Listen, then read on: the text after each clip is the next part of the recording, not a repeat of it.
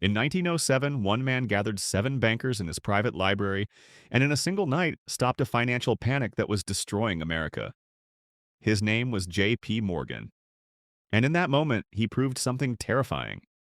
The entire American economy could be controlled by whoever controlled the money. What you're about to discover is how that one night led to a system that now controls every dollar you earn, every loan you take, every asset you own. A system you didn't choose. A system you can't leave. A system designed by one man over a century ago. Picture this. November the 2nd, 1907. Outside Morgan's mansion on Madison Avenue, crowds riot as banks collapse across Manhattan. Inside, in a library lined with rare manuscripts and Renaissance paintings, seven men sit in silence. Morgan hasn't spoken in an hour. He's playing solitaire at his desk while the American economy burns. The bankers wait. They have no choice. Because in that room, Morgan holds more power than the president, more authority than Congress, more control than any government institution. He will decide which banks survive the morning. He will determine whether the United States descends into complete economic collapse or pulls back from the edge. One man, one night, total control. Here's what people don't understand. Morgan didn't just save the economy that night, he redesigned it. And every financial structure you interact with today, your mortgage, your credit card, your retirement account, the value of your paycheck exists because Morgan built the architecture. This is the story of how one man created a system so total, so inescapable, that even governments can't operate without it. And here's what should terrify you. The system is working exactly as he designed it. Before Morgan became the man who could stop a financial panic with a single decision, he had to learn how empires crumble.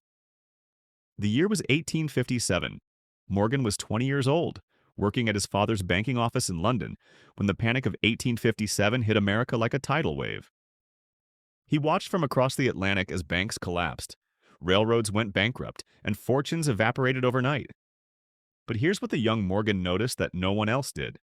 The men who panicked, who sold everything, who ran, they lost everything. The men who had cash, who stayed calm, who waited, they bought empires for pennies. In that moment, Morgan understood the fundamental law that would define his life. Whoever has liquidity during a crisis controls everything. Mechanism number one, liquidity control. Morgan began structuring his entire business around a simple principle.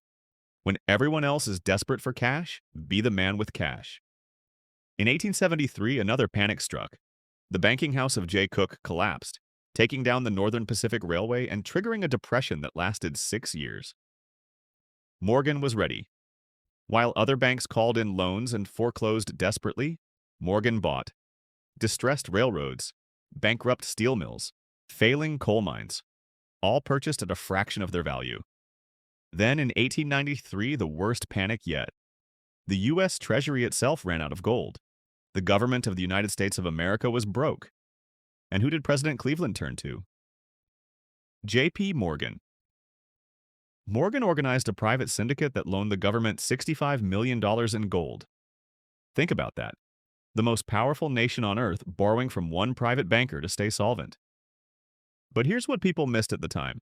Morgan wasn't saving America. He was teaching America it needed him. Yet controlling cash during crises wasn't enough. Morgan looked at the American economy and saw chaos. Dozens of railroad companies cutting each other's throats, steel manufacturers in constant price wars, coal operators flooding markets. Morgan realized something revolutionary. Competition was inefficient, monopoly was stable, and stability gave him control. Mechanism number two, consolidation power. By 1900, Morgan controlled 5,000 miles of American railroad track. But he didn't get there by building. He got there by ending the railroad wars that had turned American transportation into a battlefield. Here's how it worked. Competing railroad companies would slash prices to destroy each other, build parallel tracks to steal customers, bribe legislators to block rivals. The result? Constant bankruptcies, unreliable service, economic chaos. Morgan's solution was brutally simple. Force them to merge. In 1885, he gathered the railroad executives on his yacht, the Corsair, and refused to let them leave until they agreed to stop competing. They called it the Corsair Compact. Morgan called it rationalization. What it really was? The elimination of choice. Then came steel. In 1901, Morgan bought out Andrew Carnegie for $480 million and merged Carnegie Steel with 8 other companies to create U.S. Steel, the first billion-dollar corporation in human history. 67% of American steel production. One company, one man's design. And here's the pattern you need to see. Buy competitors, merge them, eliminate competition, control pricing, control supply, control the entire industry. Morgan did this with railroads, steel, coal, shipping, and banking itself. By 1912, the Pujo Committee investigation revealed that Morgan and his partners held 341 directorships in 112 corporations, representing $22 billion in assets. That's $660 billion in today's money, controlled by 18 men. But here's what should keep you awake at night. Controlling railroads and steel wasn't enough for Morgan. He understood something deeper, something that would become the foundation of your modern prison. Control the money supply, and you control every industry simultaneously. Control who gets credit and who doesn't, and you control everything. So when the Panic of 1907 hit, Morgan didn't just see a crisis. He saw the final piece of his architecture, the piece that would make his control permanent. October 1907 was the proof of concept. November 1907 was the sales pitch. Because once Morgan had demonstrated that a single private individual could halt a nationwide financial collapse through sheer force of will and concentrated capital, a question hung in the air that terrified every banker, every politician, every citizen who understood what had just happened. What happens next time when Morgan isn't there? What happens when he's too old, too sick, or simply dead? 3 years later, in November 1910, 6 men boarded a private train car in New Jersey under cover of darkness. They used only first names. They told no one where they were going. They pretended to be on a duck hunting trip. Their actual destination? Jekyll Island, Georgia. A private club owned by some of America's wealthiest families. Their actual mission? To design a central banking system for the United States. Who was there? Henry Davison, Morgan's right-hand partner. Nelson Aldrich, senator and Rockefeller's father-in-law. Frank Vanderlip, president of National City Bank. Paul Warburg, partner at Kuhn, Loeb and Company, and the man who understood European central banking better than any American alive. For 10 days, they worked in complete secrecy. And what emerged from that island was mechanism number 4, institutionalized control. Here's what they built. A central bank that looked public but served private interests. A Federal Reserve System that appeared to be a government institution but was actually owned by private member banks. 12 regional Federal Reserve banks, technically private corporations, overseen by a Federal Reserve Board appointed by the president, but wielding power no president could truly control. And at the center of it all, the Federal Reserve Bank of New York, which would hold more power than all 11 other regional banks combined. Who controlled the New York Fed? Morgan's bank. Morgan's partners. Morgan's system. The Federal Reserve Act passed Congress on December 23, 1913, when most members had already left for Christmas. 3 years of lobbying. Dozens of politicians paid off or persuaded. 1 late-night vote. And suddenly, the United States had a central bank for the first time since Andrew Jackson destroyed the Second Bank of the United States 80 years earlier.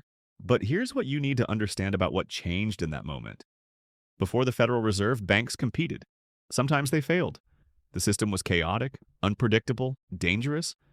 After the Federal Reserve, banks were protected. Failures were prevented. The system was stabilized. But stabilized for whom? When the Fed sets interest rates, it determines the cost of every mortgage, every car loan, every credit card in America. When the Fed expands the money supply, it devalues every dollar in your savings account.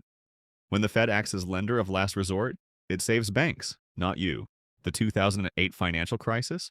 Banks got $800 billion in bailouts while 16 million Americans lost their homes. That wasn't a bug in the system. That was the system working exactly as designed on Jekyll Island in 1910. Morgan didn't just control the money supply.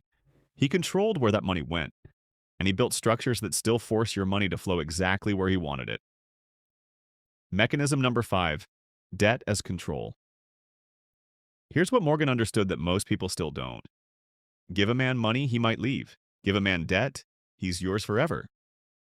The modern mortgage system, the structure that determines whether you can afford a house, was designed by Morgan-era banks.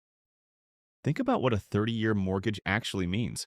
You borrow $200,000 to buy a house. Over 30 years, you'll pay $300,000 in interest. That interest doesn't vanish into thin air.